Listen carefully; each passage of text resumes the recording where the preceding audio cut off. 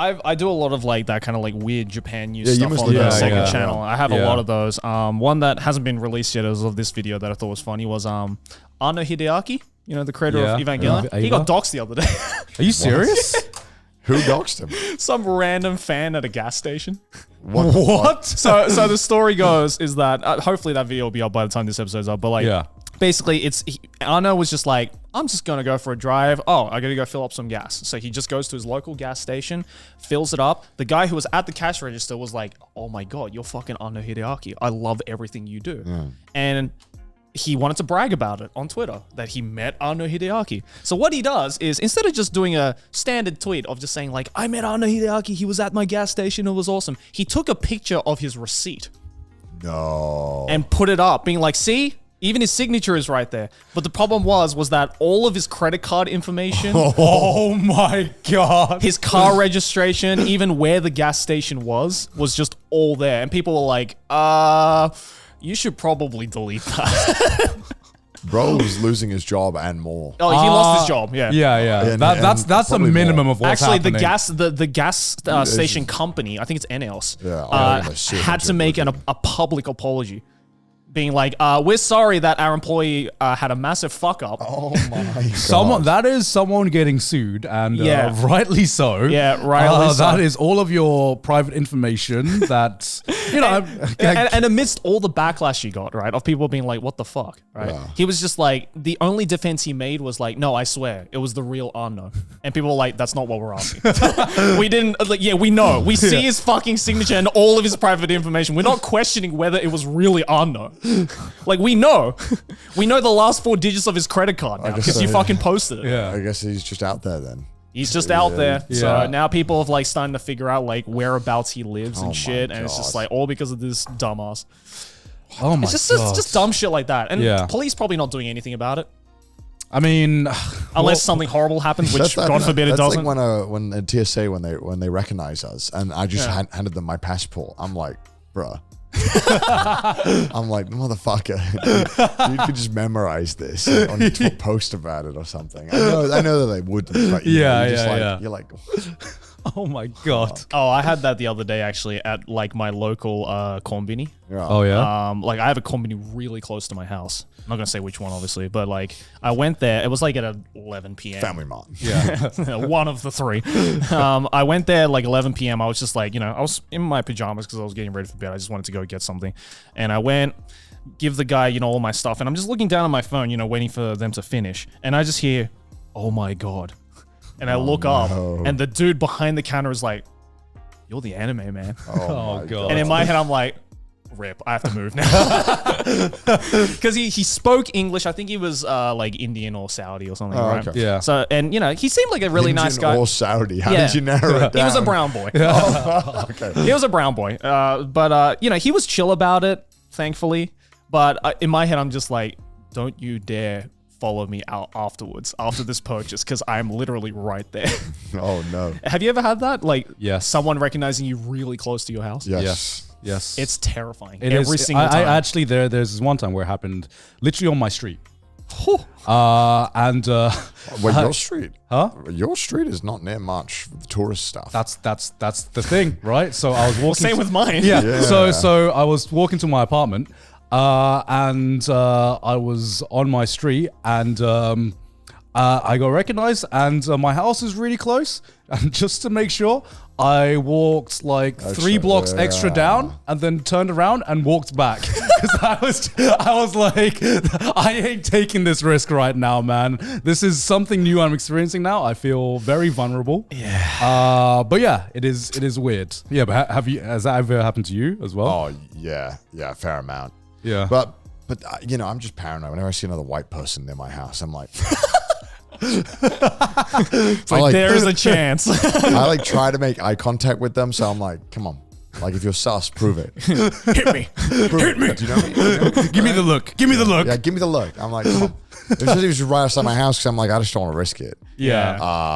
But yeah, luckily there's a few entrances, so I can just walk around and then. It's definitely gotten scarier now that all the tourists are coming back. Just I feel like every time I go out now, I'm more aware of just every single like non-Japanese person who walks past me. I'm just like, What? You gonna come up to me now? Are you gonna come up to me? Okay, we good? Okay, we good. You're very easy to recognize as well. Yeah, exactly. Exactly. I look so white, so I can really Well, I mean, you're also very, very easy to recognize. I think we all are. Yeah, because we we're all not are. Japanese. I mean, half Japanese. Well, we don't look Japanese. Yeah, exactly. That's true. Yeah. Yeah. But I mean, like, if it seems like every month now, there's like a new video popping up of someone doing something stupid on a live stream or a YouTuber doing something stupid. Yep. And I'm like, come on, man. We're working so hard to try to keep the peace here. I mean, more content for me. So Yeah, Joey's like, ooh, I'm chill with payday it. today. Thank you, boys. Your stupidity's paying for my bills. Thank you.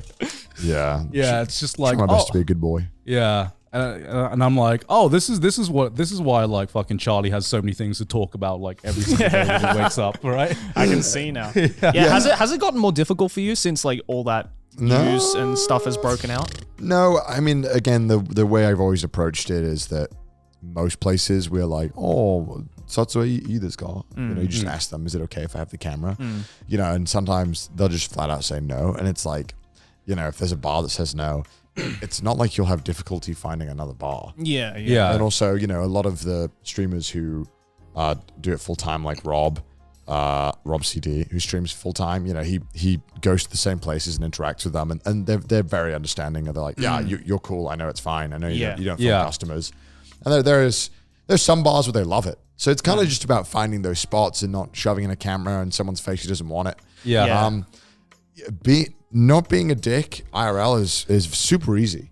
Tell that to these other dickheads. But a lot of people make it look fucking difficult. Yeah. Like you just think you're gonna become like some kind of monster when you're streaming outside. Yeah. But like it's very easy to just not be a dick. I will admit that every time I have seen like news of just like some dumbass IRL streamer in Japan, you know, making It's news. always somebody who's just turning up. Like it's never Right. someone who lives here. But I I always worry for people like you and Rob that, you know, if this shit keeps persisting, then it's just going to put a bad name on IRLing in Oh, for sure. Yeah, for sure. yeah. It's definitely a worry because it's like, I think it's such a good content. It's great content type if the person doing done it is right. if it's done right. Exactly. Exactly. And there's so much interesting stuff you can do in Japan, and it's so cool that you can do it. And luckily, you know, I think I saw he was doing some kind of. There was a guy visiting who was blaring like music in Disneyland and saying racist things. Oh yeah. Oh my The god. kick streamer, right? Yeah. And stuff like that's bad because, like, I mean, you can't stream in Disneyland anyway. Yeah. So you shouldn't be able to do that. But you worried that other businesses will be like flat out like no.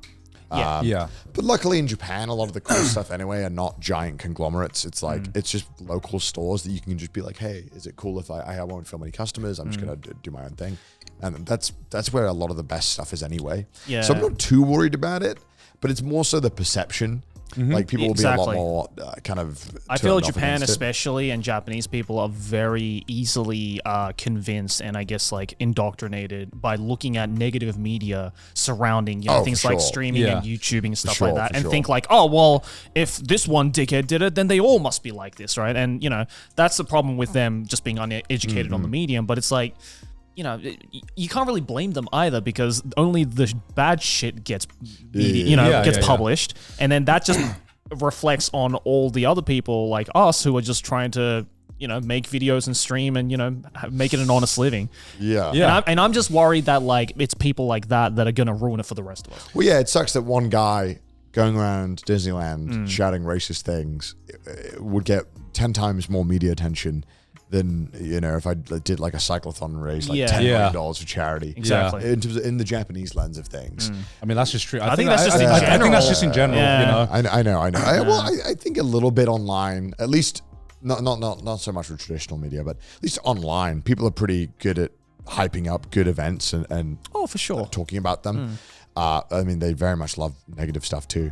But you know, you just gotta hope that for every one brick you can add, someone doesn't tear down 100. I mean, it's difficult because I think it's difficult to promote something positive in the sea of negativity, because I'm surprised you said the online space, because I think the online space is the biggest space that's kind of like accentuates negativity thrives. Like negativity.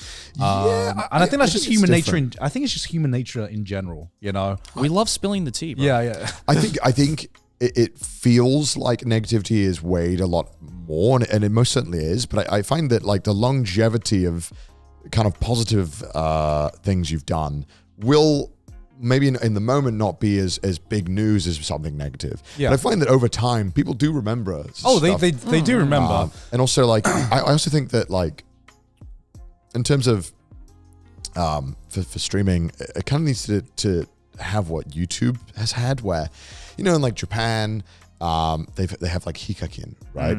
Who's like they're like their PewDiePie, Mr. Beast, whatever you want to compare it. It's like their biggest YouTuber.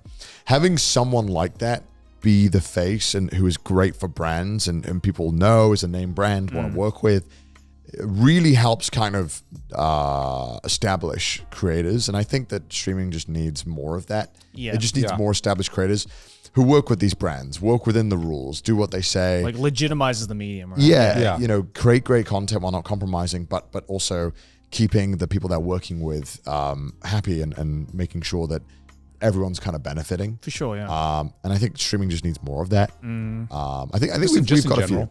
Just in general. Yeah. I think right now we're just streaming just does a lot of the big streamers are just I whether they realize it or not, I think they're just hurting the medium. Even though maybe they're profiting and doing well themselves. I think the overall landscape of it is like not great. Yeah, I mean, I would argue that that's just not in Japan. That's just in general. In general too, but Japan needs it as well. Because the thing I've noticed about streamer culture, in general, even if there are people making exciting content, it's just because of the way the medium works, the pure amount of hours that's the pure amount of content that people produce. A lot of that content revolves around tea and opinions and reactions. And it's with something like YouTube, it's much more controllable. You can make a certain video. You have someone like Mr. Beast doing all these amazing stuff, and for every fucking cyclothon chess boxing event, there is 10 million hours of reacting to stupid TikTokers and drama. And that's just the truth of the matter. Unfortunately, it is. It's true. Yeah. And you just have to hope that the platform will kind of grow up. I don't think that's going to happen. That's a good joke. I don't think that's going to happen. I feel like YouTube, to its credit, like has matured a lot. Like 100%. The scene of YouTubers. Like think about, like genuinely, like think about YouTube drama. It is so different now from what it once was. 4 years ago, 3 years ago.